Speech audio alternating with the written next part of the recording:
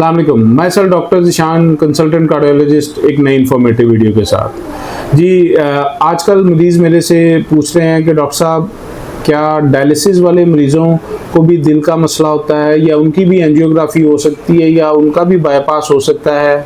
तो मैं इस पे एक वीडियो बनाने जा रहा हूँ। ये मेरी वीडियो एंड तक लाजमी देखें और शेयर करें और मेरा चैनल सब्सक्राइब करें।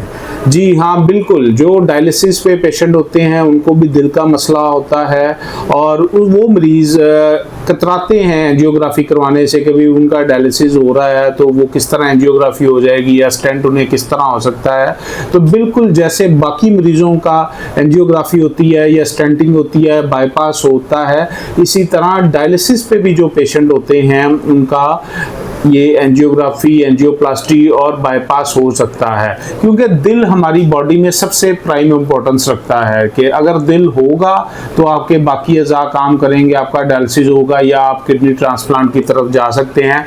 तो लिहाजा आपने दिल को ज़रूरी बचाना होता है। और अगर वो पेशेंट जिनको दौरान डायलिसिस कोई इंजाइना का मसला हो रहा है या दिल का मसला हो रहा होता है तो उसको हम फिर स्पेशल प्रोटोकॉल के साथ उनकी वो एंजियोग्राफी करते हैं। उसमें ये होता है कि हम बेसिकली एंजियोग्राफी से पहले डायलिसिस करते हैं, मरीज़ को दाखिल करते हैं, फिर एंजियोग्राफी करते हैं या स्टेंट डालते हैं और उसके बाद भी फिर हम उसका डायलिसिस करते हैं। इसलिए जो डाई अंदर रह जाती है वो हम डायलिसिस के ज़रिए क्लियर कर देते हैं और मरीज़ का एक स्मूथ प्रोसीजर हो जाता है। इसी तरह बाईपास में भी हम मरीज जिसको डायलिसिस पे और बाईपास की ज़रूरत हो तो उसको भी यही प्रोटोकॉल करते हैं कि वहाँ पे डायलिसिस बाईपास करते हैं जहाँ पे डायलिसिस की सहूलत मौजूद हो। तो पहले डायलिसिस करते हैं और फिर ऑपरेशन के बाद फिर जैसे जैसे ज़रूरत पड़ती है तो उसको हम डायलिसिस करते हैं। तो मेन आज भी एक मेरे से पेशेंट को पूछ रहा था कि डॉक्टर साहब अभी इनका हमने ट्रांसप्लांट भी करवाना है और